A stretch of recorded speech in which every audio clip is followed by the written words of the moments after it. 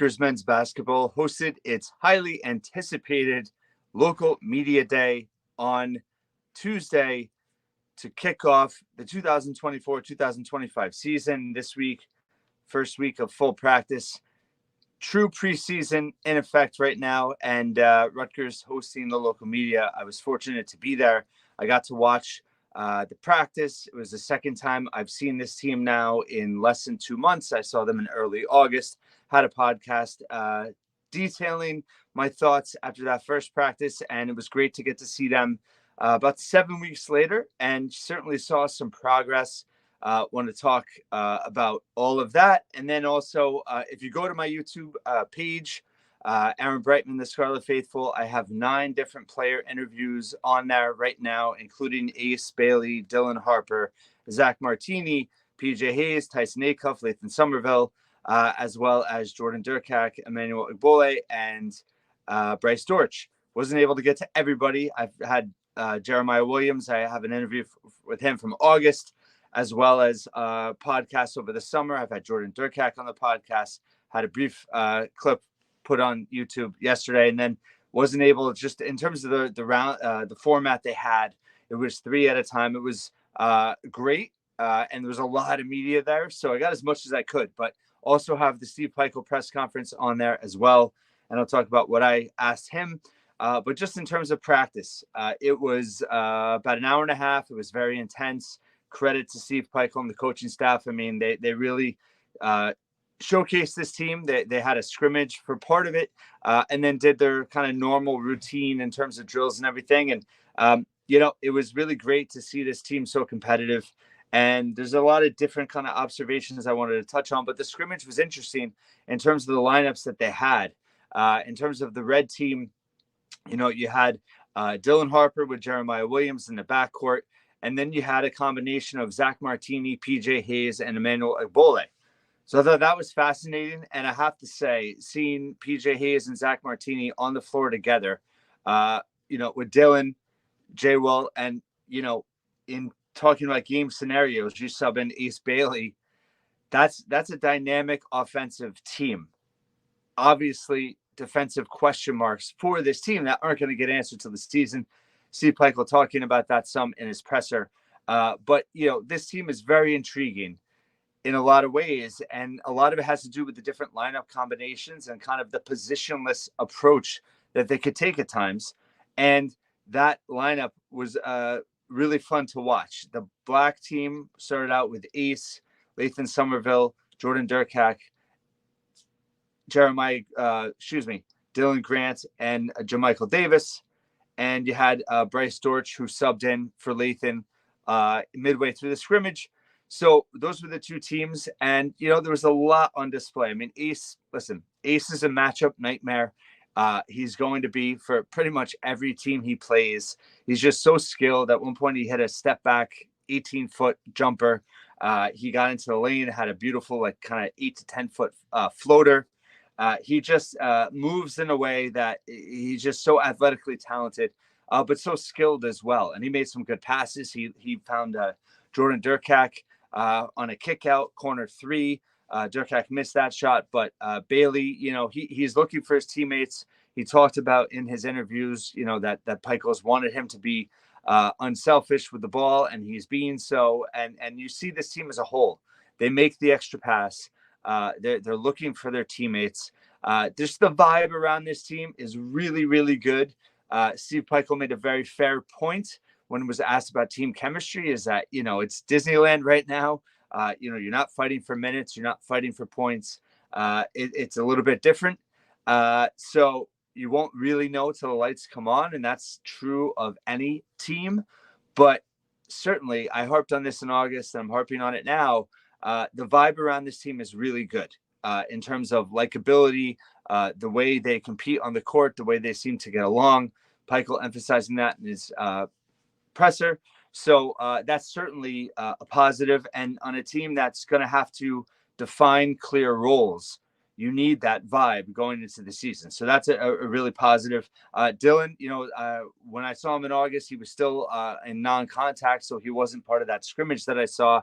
But he was obviously on Tuesday. And he has full command of the offense, true floor general, can really create for his teammates, made a tremendous baseline pass on a cut by Jeremiah Williams, who finished in traffic. And just the vision on that pass, Jerry Carino asked him about it in the interviews, and Dylan had just a great quote. I tweeted it out on Tuesday night as well, just in terms of, he tells his teammates, if you cut, I'm going to find you. And although he's, known as a scorer, he's always looking for his teammates. And I've harped on this, that I think people don't realize enough. Bart Torvik only projects him, I think, for 1.8 assists this year per game.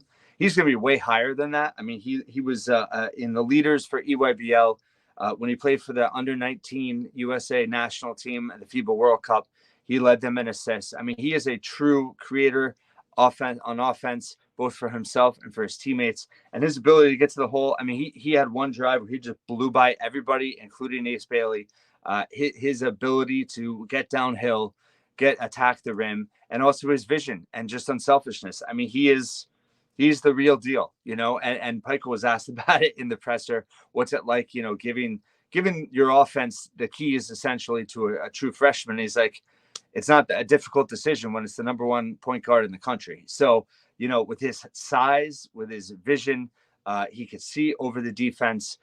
He just has a natural feel for the game. I mean, he was a pro in terms of handling questions, and he just is so comfortable, and he is truly motivated. I asked him about, just in terms of his family name, the expectations that come with that throughout his career, how that's kind of driven him, and also bringing that edge to this program that's always kind of been at best when their back's against the wall. And he was like, absolutely, and just embraced that, and talked about, seeing what his brother Ron Harper Jr. and Geo Baker, Caleb, all those guys went through to elevate the program, and how much it means to him to take the torch now and be able to have the opportunity to elevate this program even further. So that is a huge factor. I've mentioned that before, but it's just very, I think it's really important to understand the dynamic of this team, that you're going to have such a talented point guard on its own, but with this extra motivation.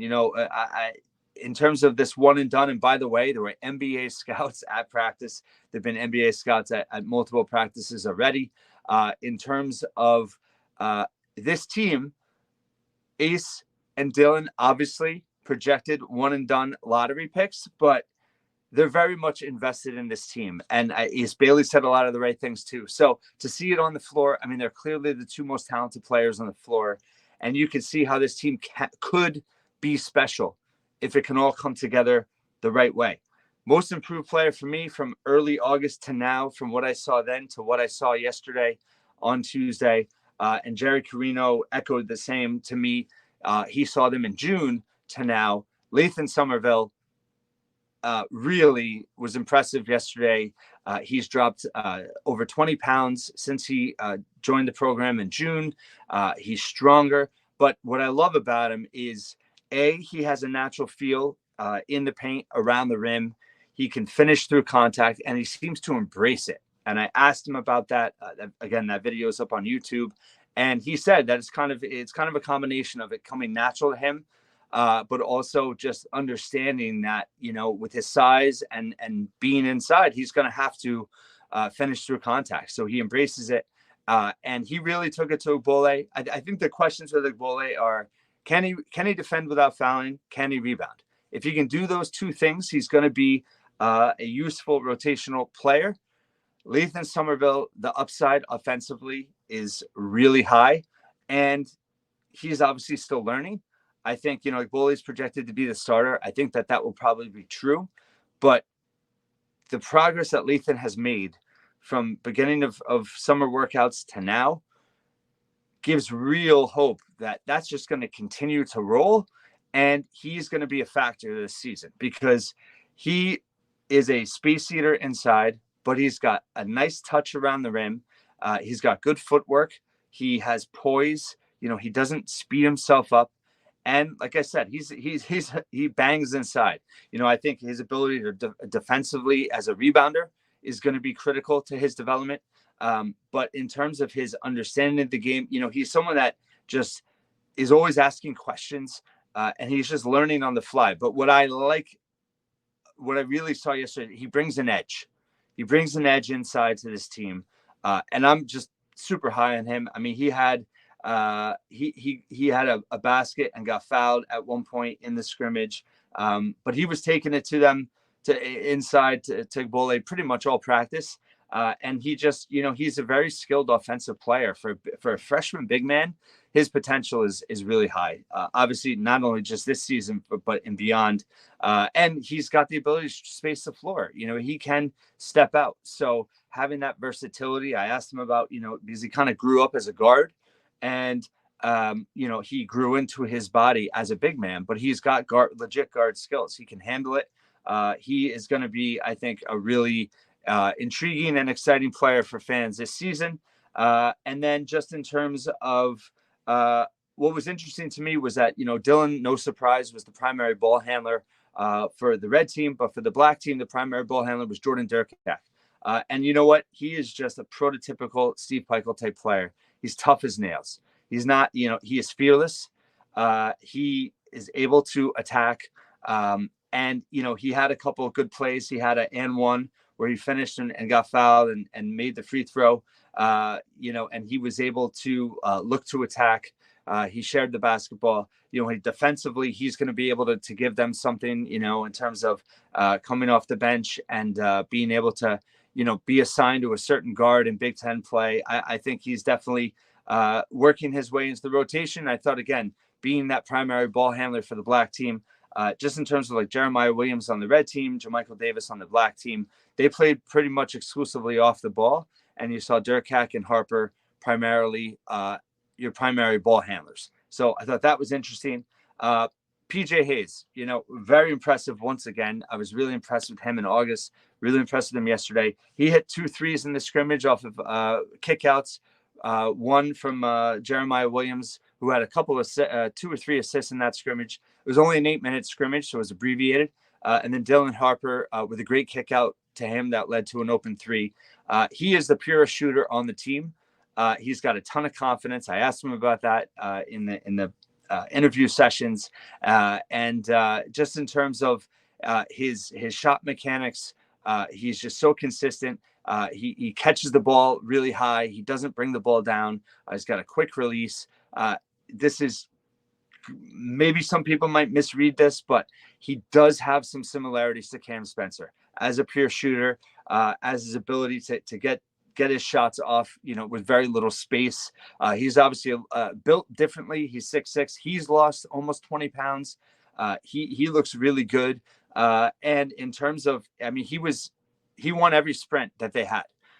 He is making a point. He was with Zach Martini and Jeremiah Williams, the 2 official captains, in the interview sessions. And he's not an official captain, but he is acting like it. And this team needs that. And just in terms of how he helps the players on the floor, but how he's setting an example. He was winning every wind sprint, and by, a lot of it wasn't even close. But his ability to get out in space, especially in transition, find an opening, and be able to catch and shoot, he is going to be a true weapon for this team. Now, defensively, there's questions, right? Can he hold up? Can he defend in the Big Ten? But you also have Steve Peichel being able to scheme defensively with the pieces he has. But I just think, going back to my initial kind of observation, with Martini and Hayes on the floor, you have 2 spacers, 2 guys that can, get to the corners, space the floor, and create driving lanes for Ace Bailey, Dylan Harper, Jeremiah Williams to get downhill and get to the rim, and then potentially, kick outs for open looks. So this team has a lot of capability on the offensive end. Martini kind of had an off night in terms of shooting the ball, but what I think is key about him, and his interview was great. I think he was probably the most extensive footage I got of any of the players, and I hadn't been able to talk to him yet, so I definitely put some time in there. But his ability as a winner, as a leader, his impact on this team, it's substantial, just in terms of in the locker room, on the floor. And I think it's really going to show up in games. The way they're going to huddle up, he's going to be a vocal voice in there. He's going to be like another coach on the floor. He's got a ton of experience, obviously coming from a very good Princeton program. And I just think that his influence on this program is going to be huge, and he talked about, being unselfish, everyone needing to assume a role. And also, he doesn't care how many shots he gets in a game. He wants to do the little things. He's just going to be essential to this team reaching their ceiling, whatever that may be. And it was really encouraged by him and everything he said. And just in terms of some other observations, one thing I love that you see the vibe of this team is that Egbole got knocked down at one point. I can't remember if it was in the scrimmage or in a drill.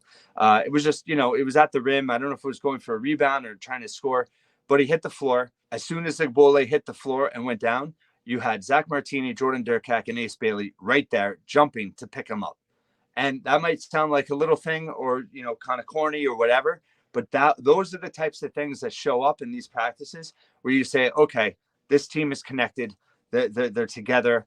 That was just, great to see. That was super encouraging. I thought, the practice was full of intensity once again, and this team is in great shape. Everybody looks in better shape than when they came in. Everyone looks fit. Everyone looks strong. Bryce Dortch is a guy that, he looks like he walks on springs. I don't know how much of a factor he's going to be this season just because of the roster that has. It's not a negative towards him, really high in his future, but he looks like he just walks with springs on his feet. And he looked stronger from when I saw him just, less than 2 months ago. Dylan Grant at one point, he's still growing into his body. But at one point he had a tremendous defensive stop of Ace Bailey where he went one-on-one with him. And he was able to force kind of a bad look contested fadeaway by Ace, where he locked him down on that possession. So I think Dylan Grant, from a defensive standpoint, from a rebounding standpoint, he could potentially, depending on the situation, foul trouble, all that, I could see them giving him an opportunity in certain games. I think those first 5 games are really key just in terms of getting those younger guys acclimated and getting their feet wet a little bit in terms of game action. But everyone has something to offer. Obviously, minutes are going to be hard to come by, but Steve Peichel truly has a ton of options in terms of this team. Let's see, what else? I thought in terms of defense, right? We just don't know yet. Ace, one thing I noticed at times is he has to work on his angles a little bit defensively in terms of, when he's defending someone on a drive, his footwork, he's just not fully there yet. He will be though. And he's got all the athleticism in the world. But this team, in terms of staying out of foul trouble, obviously is going to be key. And it might be a little bit of an adjustment period there. But Ace Bailey, just in terms of his size and his willingness to play defense, this team focused on things that make sense in practice, transition, screening action in the half court, and ball pressure on the perimeter. Those really are 3 huge focal points, and they should be for this team. Dylan, I thought, the question is, how good of a defender can he be? There really shouldn't be any questions on offense other than maybe how good of a 3-point shooter can he be. But in terms of defense, he has active hands. I noticed that he got a few deflections, and everyone is bought in terms of these drills and how they're defending. And in terms of that scrimmage, it was very competitive. And Dylan's team was ultimately, they got way down early and they battled back. And those PJ Hayes threes really were the difference. And they ended up, the red team won by 1, but it was very competitive. And again, it was just an 8-minute run, but you saw a lot of flashes that make this team really intriguing and exciting. But defensively, Peichel talked about in his presser, they haven't been punched in the mouth yet. And how are they going to respond to that? And it's one thing to talk about it. It's another thing to do it. And that's where I think, the presence of Martini, J-Will, PJ Hayes, Durkak, who's not going to be fazed by anything. Jermichael Davis is a great on-ball defender. Tyson Acuff, by the way, he was limited still. He was working on the side with the trainer and the strength and conditioning coach, David Van Dyke. He's still not cleared for contact. I do have an interview out with him. He talked about how he's going to be ready for the season. But he's we haven't even talked about him and his potential impact and as a veteran and his experience. So this team has a really good balance. And I think that when there are hard times, when there is adversity, this team's going to stick together. I think that there's a lot of belief and there's reasons to believe that they will. And obviously last year, that was part of the problem. They seemed to wilt under pressure at times. And there were a lot of issues there in terms of talent-wise, depth-wise, size. It all kind of snowballed at one point where this team, I think, they have the talent, they have the size, they have the athleticism, they have the versatility. If they can just stick together, everyone find a role and keep plugging, and get through, keep pounding nails and fight through that adversity, they're going to come through it the other side a better team. And they seem to have the grasp and the understanding of that already. And just the energy that certain guys bring, the younger guys, the older guys. I mean, PJ Hayes was amped up at times, just bringing a lot of energy. The older guys talked about the energy that the younger guys are bringing to the team. It's just a really good balance there. I thought Ace looked much better from a shooting perspective in this practice from what I saw. He looks like a guy that has been in the gym working on a shot for 7 weeks since I last saw him. His form was much more consistent. He was confident. His body language, he looked improved from a shooting mechanics standpoint. So that was really encouraging. I was fortunate enough to be featured by Sleepers Media. They did a top 50 countdown for Big Ten players. And Ace and Dylan, those videos are coming out, I believe, today. And I just, the one thing with Ace is shot selection in terms of, he's so talented and so confident that he believes he can make any shot at any time. And he can, but in terms of the flow of the offense and what makes the most sense, he is going to have to work on his shot selection. So I think that that's the key. But again, Dylan Harper being the ball handler is going to be a huge benefit for him and be able to get him in spots and create shot opportunities for him that are going to benefit him. And he's just going to be a monster. In terms of Peichel, I thought I asked about transition. He talked about how he always wants to play fast. There's one thing to say you want to do it and another thing to actually be able to do it. And I think with this team, they're going to flourish in transition. They're just so talented and have so many different guys that can handle the ball, get the ball up the court in terms of their vision with passing. And then guys that can just, attack the wings, can catch and shoot from the perimeter or attack the rim. But Peichel harped on to be able to do all that, you have to play defense. You got to get stops and you got to get rebounds. So I think it's fair, like for this team, right? I mean, what is Ace's ceiling? I think whatever that is will be a big part of what this team's ceiling is. I think from a defensive standpoint, how much are they going to press? How much can they be effective off the press? How much can they hold up in the half court, especially with, depending on what they do with the five, right? I do think Zach Martini is going to play some five. Egbole, how can he hold up in Big Ten play as a rim defender? And then Lathan Somerville, how fast can he come around defensively? So there's certainly question marks on the defensive end. And then with rebounding as well. So doing the little things, doing the toughness of this team, they're going to be challenged, but I think they're ready for it. And there was a lot of positive things that came out of Tuesday's practice. I thought the way they spoke in the media day reinforced all of that. And there's just a really good feeling around this team right now. And I think in terms of the chemistry you have two freshman stars. I mean, that doesn't work for everybody in terms of, I know people are concerned about the experience, but also just in terms of how they mesh with the veterans. And that was a theme at Media Day in terms of all the veterans talking about how they came to Rutgers to play with Dylan and Ace and how fortunate they feel to be on the floor with them and how talented they are and how they just want to, be a positive influence on them. There's just really good vibes around this team. And I'm super pumped up and I've been super pumped up. And, some people in August were like, oh, it doesn't mean anything. And, I'm telling you, the vibes around this team, the feeling around this team, there's a long way to go for this team to be special and to really achieve big things. And, Zach Martini was asked having played in the Sweet 16 with Princeton, does this team have what it takes? And he was like, absolutely. And there's a long way to go. But the bottom line is the Big Ten is wide open. And I think the way Rutgers is constructed, I think there's a lot of pieces that fit. And we're going to have to see, how other certain parts develop. And listen, it's easy to be unselfish in practice. Once the bright lights come on and there's 20 NBA scouts in the stands and, you get filled with adrenaline and, your instincts kind of kick in. Like, this team's going to have to stick together. They're going to have to fight through some hard times. But I really believe they have the potential to have a truly special season. They have the inter-squad scrimmage on Saturday, open free to the public. You don't need tickets. You just show up at the RAC, Jersey Mike's Arena, 2 p.m. Then there's a pay-for autograph and greet and meet session through Knights of the Raritan after that. So if you're going, check it out.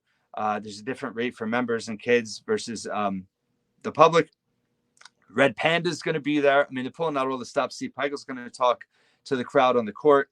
They're doing it the right way. And I thought Media Day, shout out to Rutgers, the staff, and Chris Corso and everything they put together. But the way they practice, what they showed us in practice, it's just this team, they know what they are, and they have to develop defensively. But how they're going to be effective, in using their size, being disruptive on the perimeter. Agbole may develop into a true rim defender, but this team is going to be disruptive defensively on the perimeter with all their length, their athleticism, their ability to press. Offensively, they can attack in many different ways. They have multiple weapons. Obviously, how they shoot as a team from three is another question mark, but I think the potential is there. And just in terms of how this team, I think in the half court, you're going to see the ball move. It's not going to stick. You're going to see more cutting action. It's just that they seem to have a natural feel for each other on the court. They played a lot in the offseason, over the summer, a lot of pickup at the APC aside from practice. And it's showing. Martini talked about how they're always working out together. They enjoy working out together. And that progress is shown. I think in a 3-month period from when they all got on campus to where they are now, and the fact that Dylan Harper, wasn't available right away, this team is coming together pretty rapidly, and it speaks to the talent. It speaks to the skill level. It speaks to their willingness to want to be a team together. And I think you have the right fits from an on-court scenario and from a mentality standpoint. Steve Peichel, it's going to be the hardest year of his coaching career. He talked about talking to Jim Calhoun a little bit about managing the stars and just, all the expectations. But I think he's ready for it. I think this is a moment in time that this program, this is a natural evolution for where they have a moment here. And I think they're going to capitalize on it. And I couldn't be more excited. And I hope you are as well. Check out my YouTube where all the player interviews. Have more to come this offseason as well. Obviously, they have the public scrimmage, charity scrimmage against St. John's on October 17th. No information yet, but it's sounding like it is going to be broadcasted. So check that out. And thank you so much for listening and watching once again here at the Scarlet Faithful podcast.